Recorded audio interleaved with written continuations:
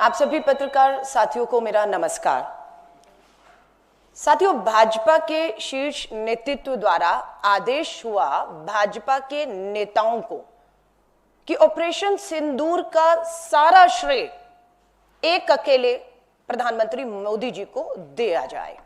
उसकी होड़ शुरू हो जाती है कि किस तरीके से ऑपरेशन सिंदूर का श्रेय प्रधानमंत्री नरेंद्र मोदी जी को दिया जाए। इस श्रेय देने की होड़ में भाजपा के नेता अपना संयम, अपनी भाषा भूल गए और इस स्तर तक, निचले स्तर तक चले गए।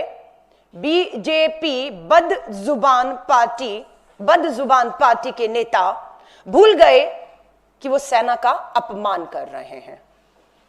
वो भूल गए कि वो शहीदों का अपमान कर रहे हैं। वो भूल गए कि वो शहीदों के परिवार और शहीद की पत्नी का अपमान कर रहे हैं। ये वो भूल गए।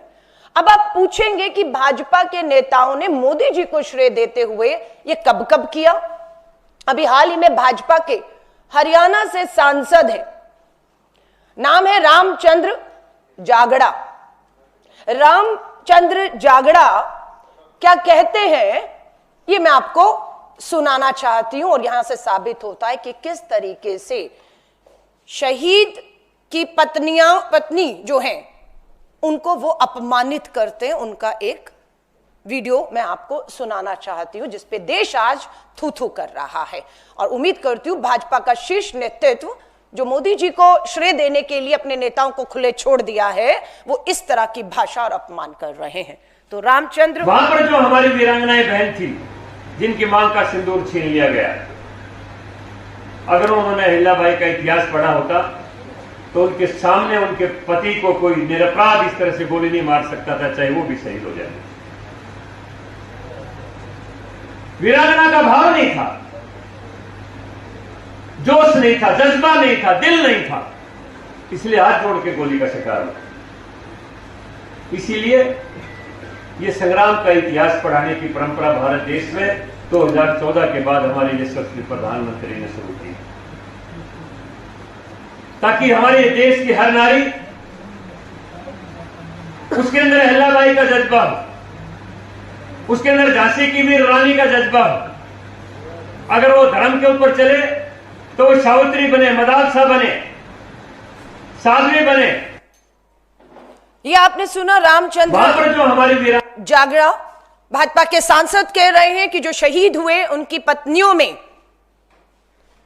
जज्बा नहीं था, जोश नहीं था, दिल नहीं था। एक तरह से वो बता रहे हैं वो कायर थी, वो हाथ जोड़ रही थी, वो गिड़गिड़ा रही थी।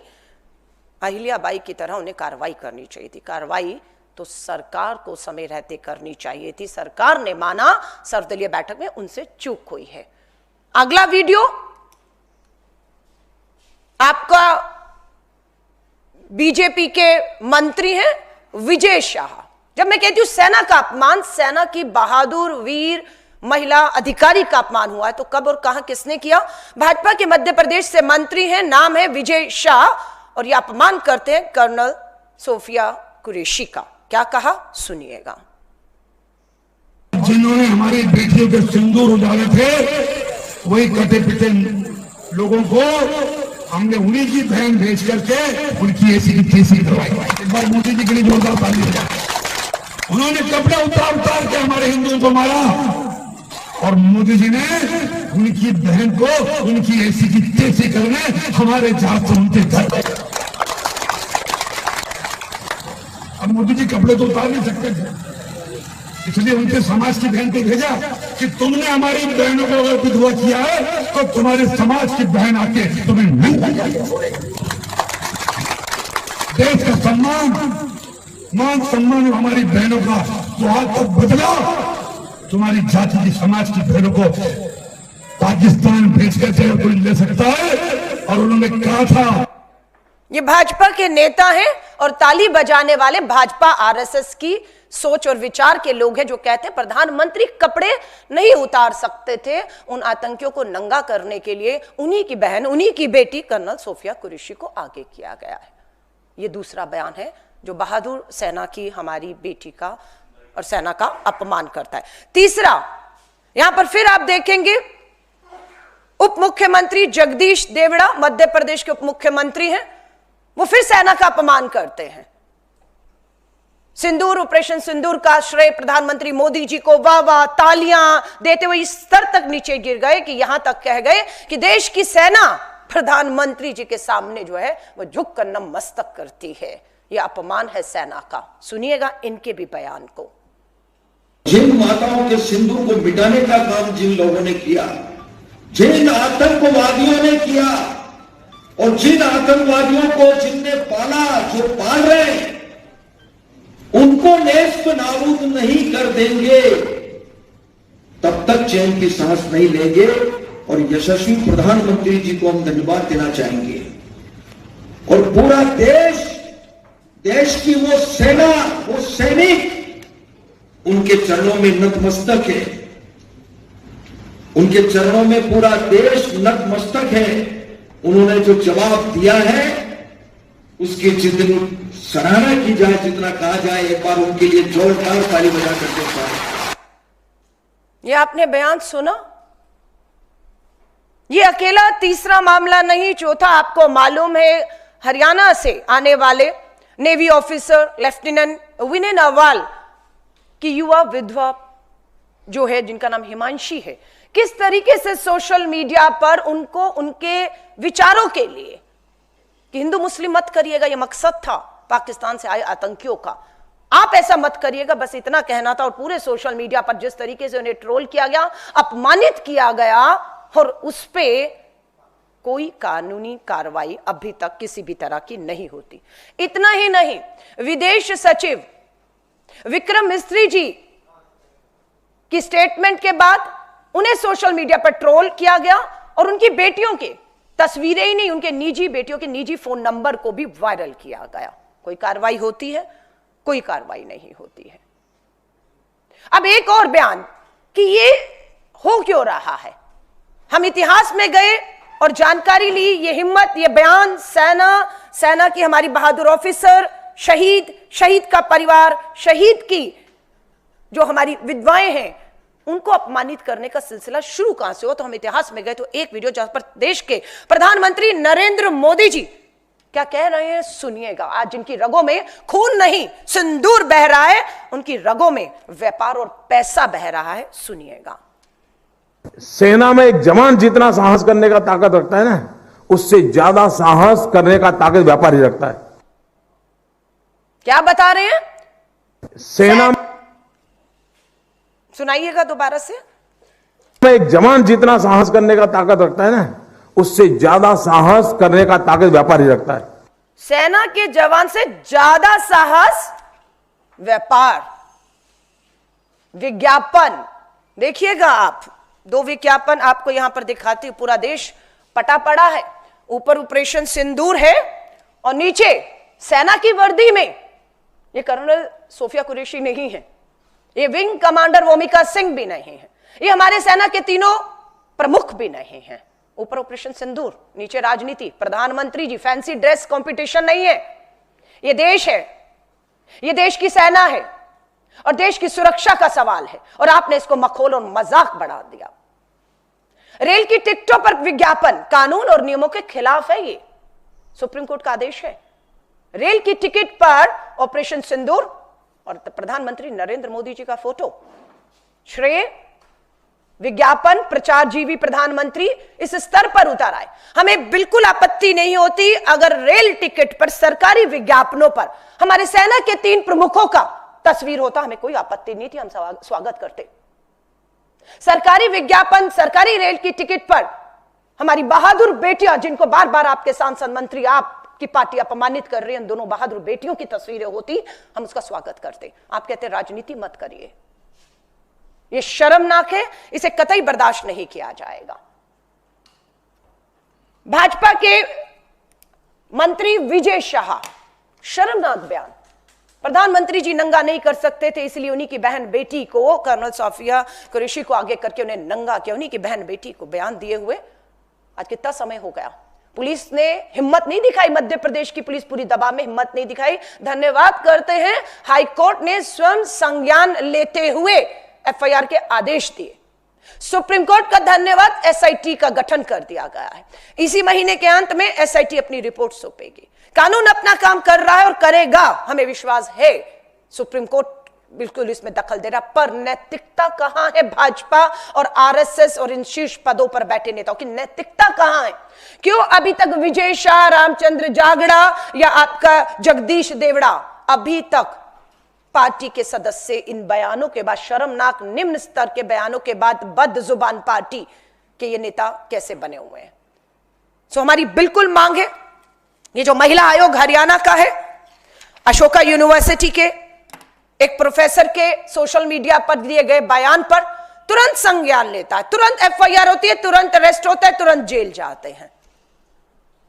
आतंकी ने धर्म पूछकर पहलगांव में गोली मारी सर पर, पाकिस्तान के आतंकियों ने। हम आपसे हाथ जोड़कर निवेदन करते हैं, इस देश में धर्म पूछकर और धर्म जानकर कार्रवाई आप मत करिए कम से कम, वरना आप में और उनमें कोई अंतर नहीं रह जाएगा।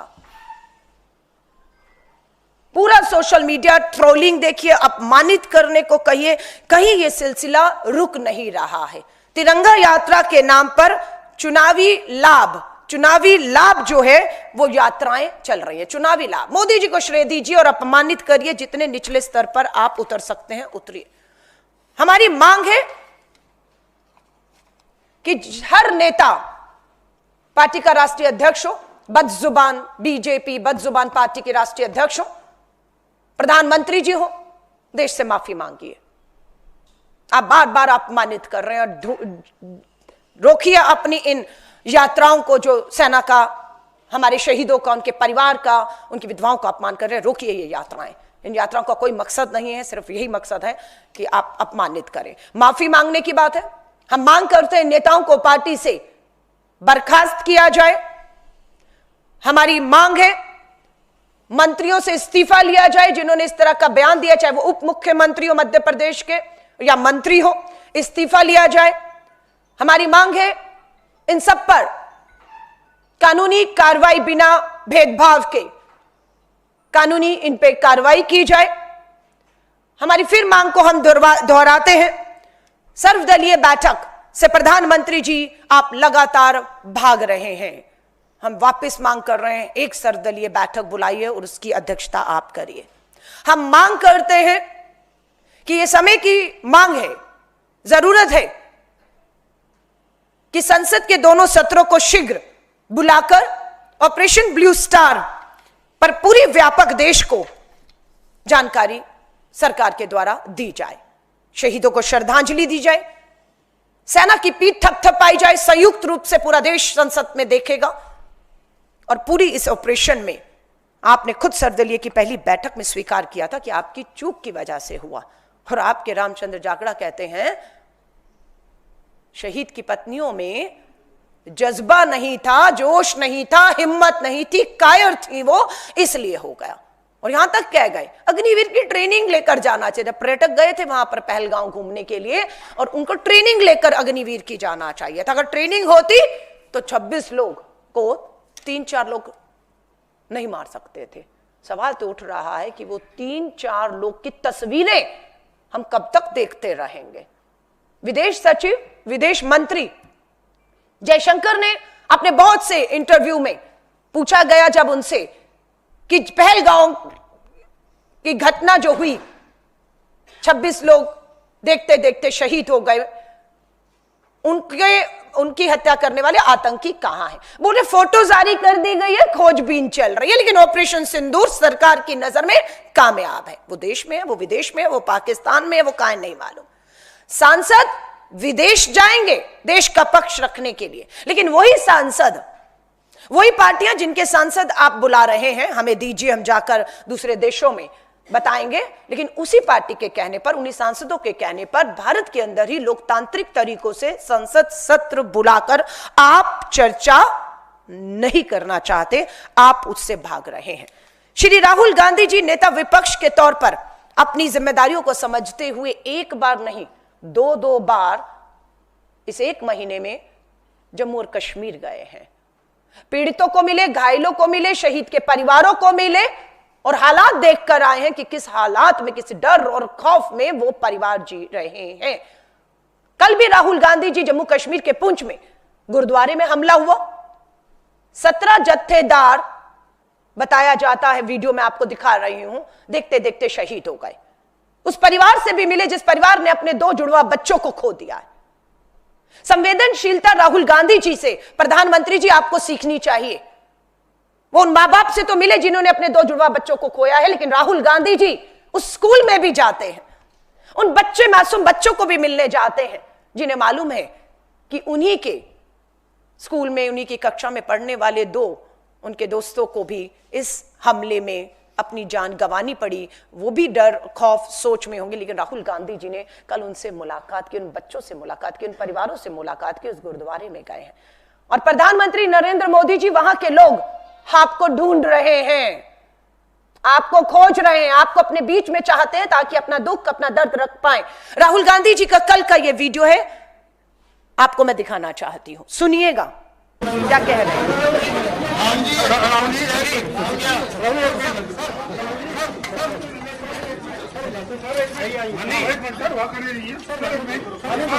यहाँ पे बंदों की कैजुअलिटी हुई है, यहाँ पे हमारे 17 बंदे शहीद हुए। हमारे प्राइम मिनिस्टर नरेंद्र भाई मोदी जी 22 मिनट उन्होंने स्पीच की, पुंछ का नाम उन्होंने बिल्कुल लिया। हमें पूरा यकीन है राहुल जी के जो हमारे शहीद हुए हैं उनके लिए आवाज बुलंद करेंगे, 50 लाख की आवाज बुलंद करेंगे। ये इसीलिए पुंछ की हम इंडियन आर्मी के साथ। आप देख रहे हैं कल का राहुल गांधी जी का वीडियो है और वो बता रहे कि प्रधानमंत्री मोदी जी कभी बिहार, कभी केरला, देश के दूसरे राज्यों में जाकर भाषण तो कर रहे हैं, लेकिन उन्होंने पुंछ तक का नाम तक नहीं लिया। ये पुंछ का ही एक 17 जो शहीद हुए उन्हीं के परिवारों के लोग हैं कि कम से कम प्रधानमंत्री जी आइए मत, उसका जिक्र तो कर दीजिए। ये शर्मनाक है, ये बर्दाश्त नहीं किया जा सकता। इन सब की आवाज आपने राहुल जी को इसी वीडियो में सुना होगा कि बिल्कुल मैं आपकी आवाज, आपकी पीड़ा, आपका दर्द देश की सरकार और प्रधानमंत्री जी तक पहुंचाऊंगा। ये राहुल गांधी जी विश्वास दिला रहे हैं इस उम्मीद से कि ये सरकार सर्वदलीय बैठक बुलाएगी और राहुल गांधी जी जो 1 नहीं 2 बार वहां के लोगों के बीच में गए हैं उनकी बात को रख पाए, पर ये सरकार सर्वदलीय बैठक नहीं बुलाती है। राहुल गांधी जी इसलिए विश्वास दिला पाए क्योंकि वो नेता विपक्ष है, इस उम्मीद में है कि संसद सत्र बुलाया जाएगा और राहुल गांधी जी एक एक का दर्द कि बेघर हो गए। 1.5 लाख रुपया बताया जाता है, एक वीडियो में दिया जा रहा है, 1.5 लाख में पूरा घर बर्बाद है, नहीं बन सकता वो बता रहे हैं। काम धंधे उजड़ गए हैं, घायल अस्पताल में पड़े हैं मुआवजे के नाम पर किसी तरह की। फिर राहुल गांधी जी बात उठाना चाहते हैं पर कहां उठाएं, कोई सुनने वाला है? आज भी रविवार का दिन है, मैं आपसे बात कर रही हूं, लेकिन प्रधानमंत्री जी दूसरों के मन की पीड़ा को सुनने की बजाय अपने ही मन का राग अलाप रहे हैं, करोड़ों रुपया उस पर फूंक रहे हैं।